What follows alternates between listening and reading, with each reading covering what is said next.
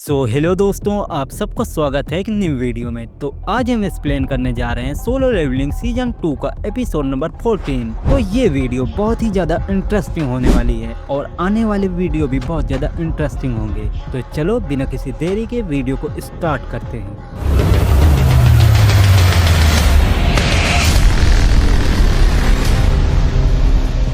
जैसा कि पिछले एपिसोड में देखा था, जिन्होंने चारों तरफ तबाही मचा रखी होती है और जैसा कि एजिल ने बताया था कि आने वाले 90 फ्लोर में बहुत ज्यादा दिक्कत होने वाली है और उसके बाद जिन्हों 90 फ्लोर में इंटर कर जाता है और वहां पर जिन्हों की भयंकर बैटल होने लगती है और 90 फ्लोर के डीमन बहुत ही ज्यादा ताकतवर होते हैं और जिन्हों की इंटेलिजेंस बढ़ने के बाद भी उसका माना बहुत जल्दी से डाउन हो रहा था और देखते देखते जिन्हों का लेवल 19 हो जाता है और जिन्हों अब 97 फ्लोर में पहुंच चुका है। और जिन्हों को ऐसे लड़ते हुए देखकर एजिल कहती है, वैसे सर क्या सारे इंसान आपके जैसे ताकतवर होते हैं? जिन्हों कहता है मैं सबका तो कुछ नहीं कह सकता, लेकिन मेरी तरह ऐसे दो इंसानों को मैं जानता हूँ और वो दो लोग होते हैं मिस्टर गो और मिस चाहीन। ओहो, हीरोइन को भी याद किया जा रहा है क्योंकि जिन्होंने जब मिस्टर गो और चाइन का ऑरा सेंस किया था तो जिन्हों को पता लग गया था कि वो दोनों ही इस रैंक हंटर से ज्यादा ताकतवर हैं। और जिन्हों अपने मन ही मन सोच रहा होता है, मुझे तो लगता है चोई जोंग जो कि अल्टीमेट हंटर है, मिस चाइन उससे ज्यादा ही ताकतवर है। अगर मैं इस रैंक हंटर की बात करूं तो इनकी ताकत को कभी मापा नहीं जा सकता। तो इनमें कौन सबसे ताकतवर है ये मैं भी नहीं कह सकता। और जिन्हों मिस्टर गो की इतना ताकतवर तो था ही, लेकिन जिन्हों का लेवल अब 90 हो चुका है तो जिन्हों और भी ज्यादा ताकतवर हो चुका है। जिन्हों एजिल से कहता है, तुम चाहो तो यहाँ से नीचे जा सकती हो क्योंकि यहाँ पर मैं सब कुछ अकेले संभाल लूंगा। एजिल बहुत ज्यादा हैरान होते हुए कहती है, जिन्हों सर आप आखिरकार कहना क्या चाहते हैं? क्या मैं आपके किसी काम की नहीं? जिन्हों कहता है, अरे बुरा मत मानो, तुमने अभी तक मेरी बहुत मदद की है। एजरेल कहती है, जिन्हों सर मैं आपके साथ जाना चाहती हूँ, मैं भी देखना चाहती हूँ कि आप क्या क्या कर सकते हैं। जिन्हों एजरेल से कुछ नहीं कहता।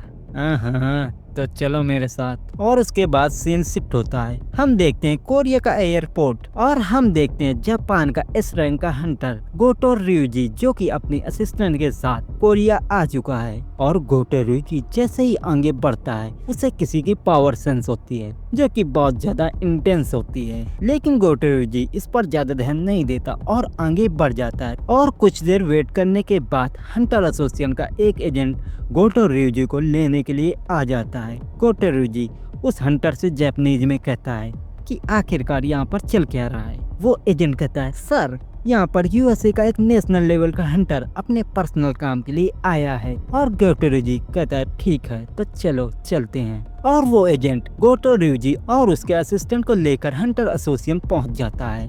मिस्टर गो और गोटो ryuji आमने सामने होते हैं। मिस्टर गो गोटो ryuji को देखते ही समझ जाते हैं कि वो एक नॉर्मल इंसान नहीं है और मिस्टर गो को ये पता था कि गोटो ryuji एक वो ऐसा इंसान है जो कि पूरे एशिया में से चाइनीज हंटर ली हुई गैंग का सामना कर सकता है। और तो और मैंने सुना है कि जापान में टोटल 21 इस रैंक के हंटर्स हैं, लेकिन उनमें से 11 इस रैंक के हंटर एक ही गिल्ड में हैं और वो गिल्ड है गोटो ryuji का ब्लेड गिल्ड। और जैसा कि कोरिया में 5 मेजर गिल्ड है, लेकिन जापान में एक ही गिल्ड है जो सब कुछ मैनेज करता है, वो है गोटो ryuji का गिल्ड जो कि एशिया का सबसे स्ट्रॉन्ग सेकंड गिल्ड है और पहले नंबर पर है चाइनीज गिल्ड। और तभी गोटो ryuji की असिस्टेंट खुद को इंट्रोड्यूस करती है और इसका नाम होता है हानिकावा। और हानिकावा मिस्टर गोटो ryuji की ट्रांसलेटर बन के आई होती है। हानिकावा ज्यादा घुमाती फिराती नहीं है और सीधा मेन मुद्दे की बात करती है। हानिकावा कहती है, सर आने वाली जेजू आइसलैंड की रेड में कोरिया के हंटर्स और जापान के हंटर्स साथ में मिलके जाएंगे। उसके बाद गोटो ryuji कहता है, देखिए मैं ज्यादा घुमाऊ फिराऊंगा नहीं और इसीलिए मैं चाहता हूँ कि हम कोरिया के सबसे टॉप रैंक के हंटर्स की एक टीम बनाएं। तो आप बताइए मिस्टर गो, आपका इस बारे में क्या ख्याल है? और ये बात सुनते ही मिस्टर गो बहुत ज्यादा हैरान होते हैं। मिस्टर गो कहते हैं, जैसा कि जापान के हंटर्स बहुत ज्यादा ताकतवर हैं और जेजू आइसलैंड पे जाकर उन एंट मॉन्स्टर से लड़ना ये बहुत ही ज्यादा खतरनाक हो सकता। तभी गोटो ryuji कहता है, आपको इस बारे में चिंता करने की कोई जरूरत नहीं है और हम लोगों ने पहले ही एक प्लान तैयार कर रखा है। और उसके बाद हानिकावा मिस्टर गो को वो फाइल देती है और मिस्टर गोतेरुजी फाइल के सभी चीजों को एक्सप्लेन करने लगते हैं। गोतेरुजी कहते हैं जैसा कि जेजू आइसलैंड का हर एक एंट मॉन्स्टर एक हाई रैंक हंटर के बराबर है, लेकिन उनकी सबसे बड़ी कमजोरी है उनकी एज। और जैसा कि जो नॉर्मल एंट मॉन्स्टर हैं वो 1 साल से ज्यादा नहीं जी पाते, और अगर इसके हिसाब से हमने एंट मॉन्स्टर की रानी को ही खत्म कर दिया तो वो एंट मॉन्स्टर 1 साल में खुद ही मर जाएंगे। मिस्टर गो बहुत ज्यादा हैरान होते हैं और वो कहते हैं आपका आइडिया तो बहुत ज्यादा अच्छा है, लेकिन वो अपनी क्यून को बचाने के लिए कुछ भी कर सकते हैं। तभी गोटेरुजी कहता है आप बिल्कुल सही हैं, लेकिन हमें क्यून तक पहुंचने के लिए बहुत सारे एंट मॉन्स्टर का सामना करना होगा। लेकिन अगर ऐसा हो कि वो एंट मॉन्स्टर खुद ही बाहर निकल आए और वहाँ पर बैठे सभी मेंबर्स को थोड़ी सी हैरानी होती है। मिस्टर गोतेरुजी कहते हैं जैसा कि कोरिया के हंटर्स 3 बार जेजू आइसलैंड की रेड पे गए हैं और उन मॉन्स्टर ने हर बार ऐसा ही किया है। वो अपने गुफा से बाहर निकलकर उन पर हमला करते हैं, तो मेरे हिसाब से ये ठीक रहेगा। तभी वहाँ पर बैठे सभी लोग कहते हैं ये इम्पॉसिबल है, ये नहीं हो सकता। तभी गोटेरुजी कहते हैं मुझे मिलाकर टोटल 11 एस रैंक के हंटर्स इस जेजू आइसलैंड की रेड पर पार्टिसिपेट करेंगे और उन सब का यही काम होगा कि वो उन एंट मॉन्स्टर को डिस्ट्रैक्ट करें और कोरिया के टॉप क्लास के एस रैंक के हंटर्स की इनको खत्म कर देंगे।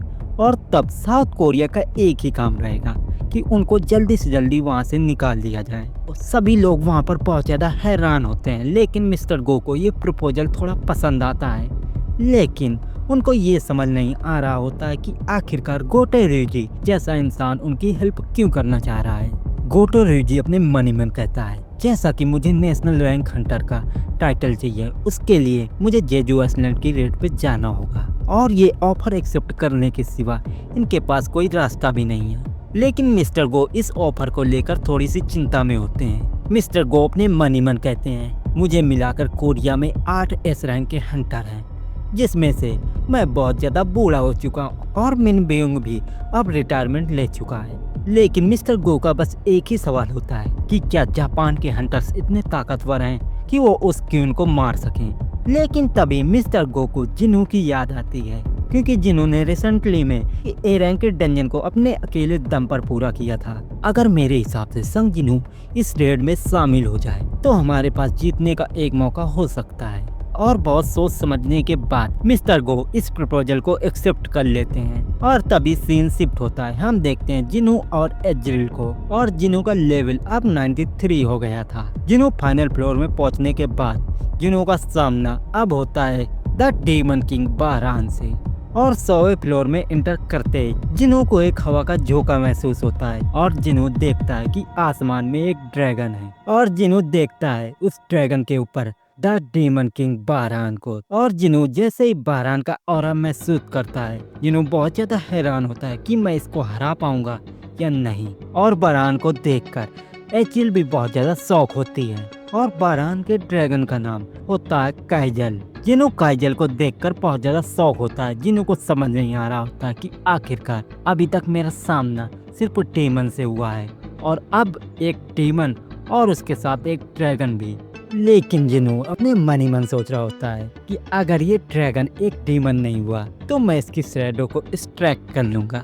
बंदे को भी जीतने हारने की नहीं पड़ी, शैडो एक्सट्रैक्शन की पड़ी है। वाह संग जिनू। उसके बाद द डीमन किंग बहरान अपनी शॉट को सामने करता है और अपनी स्किल द हिल आर्मी का यूज करता है, और तभी जिनू के सामने बहुत सारे पोर्टल आ जाते हैं और उनके अंदर से डीमन किंग की आर्मी आने लगती है, और थोड़ी देर में वहां पर 1000 से भी ज्यादा सोल्जर्स आ जाते हैं, और ये ए रैंक के हंटर के बराबर होंगे। एजरिल ये देखकर बहुत ज्यादा हैरान होती है। एजरिल कहती है सर जिनू हमें आगे क्या करना चाहिए। सारे के सारे डीमन सोल्जर्स हमला करने के लिए आने लगते हैं। जिनू कहता है एजरिल थोड़ा सा शांत हो जाओ और बस मेरा कमाल देखो।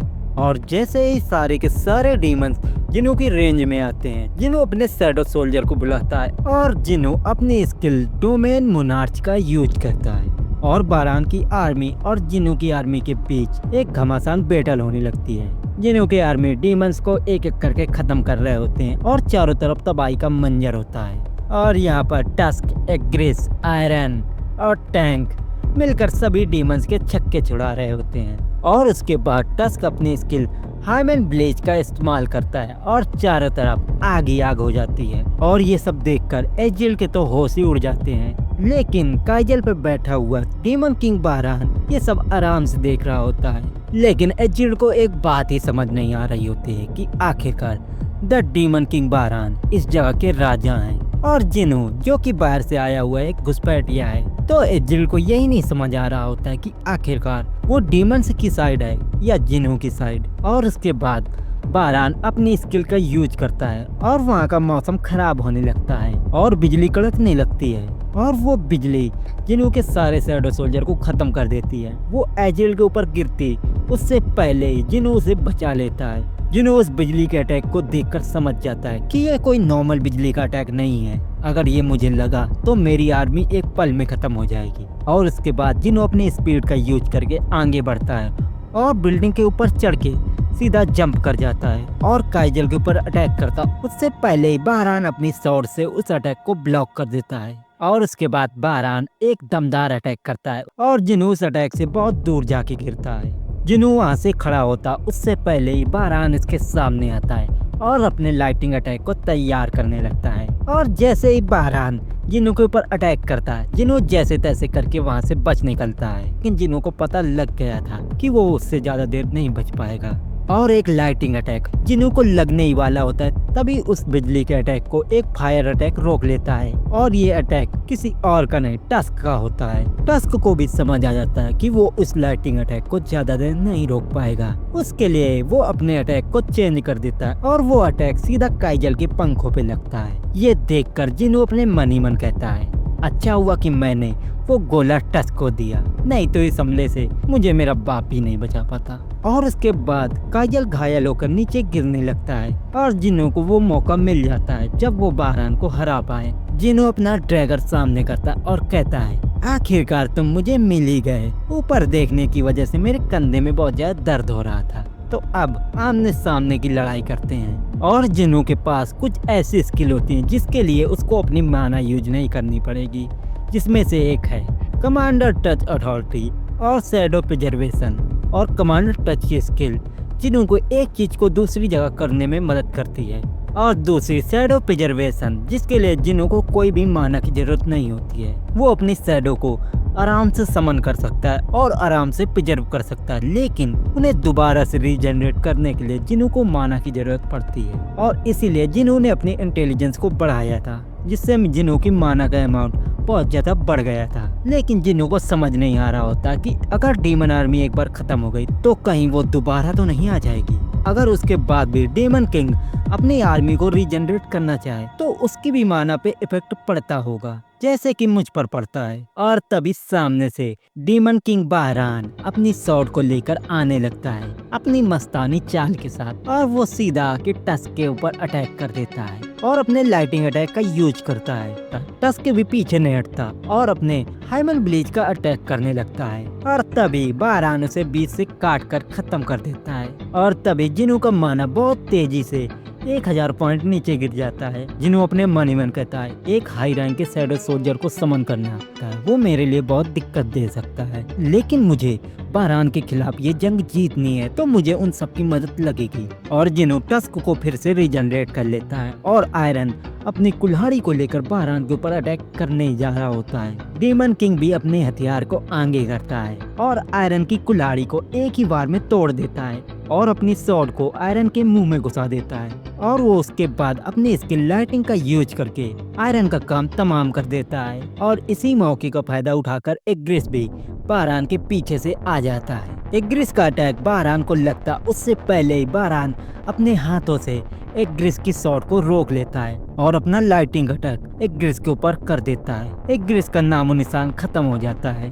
और उसके बाद जिन्हू भी जोश में आकर बहरान के ऊपर अटैक करने के लिए जाता है और अपनी स्किल क्रिटिकल अटैक को एक्टिवेट कर देता है। और यहाँ भी बहरान अपनी शॉट से उस अटैक को ब्लॉक कर देता है। जिन्हू ये देखकर बहुत ज्यादा शौक होता है। जिन्हू कुछ करता उससे पहले ही बहरान जिन्हू के सिर को पकड़ लेता है और जैसे ही बहरान जिन्हू का काम तमाम करता जिन्हू उससे पहले ही आयरन एग्रिस और टस्क को समन कर लेता है और वो दोनों ही आकर बहरान के दोनों हाथों को रोक लेते हैं। और उसके बाद जिन्हू अपने दोनों ड्रैगर को समन करके बहरान के ऊपर अटैक करता है और बारान को काफी ज्यादा चोट लगती है और तभी बारान अपनी स्किल थंडर अटैक का यूज करता है और वहाँ चारों तरफ फिर से बिजली कड़कने लगती है, जो कि जिनों की आर्मी के ऊपर अपना कहर बरपाने के लिए रेडी थी। और जिनों की आर्मी और जिनों पीछे हट जाते हैं और इस मौके का फायदा उठाकर बारान दो ड्रैगर को समन करता है। जिनों भी अपने ड्रैगन लेकर रेडी हो जाता है और दोनों एक दूसरे पर अटैक कर देते हैं। बारान अपने एक ड्रैगर से जिनों पर अटैक करता है, लेकिन जिनों अपने दोनों ड्रैगर से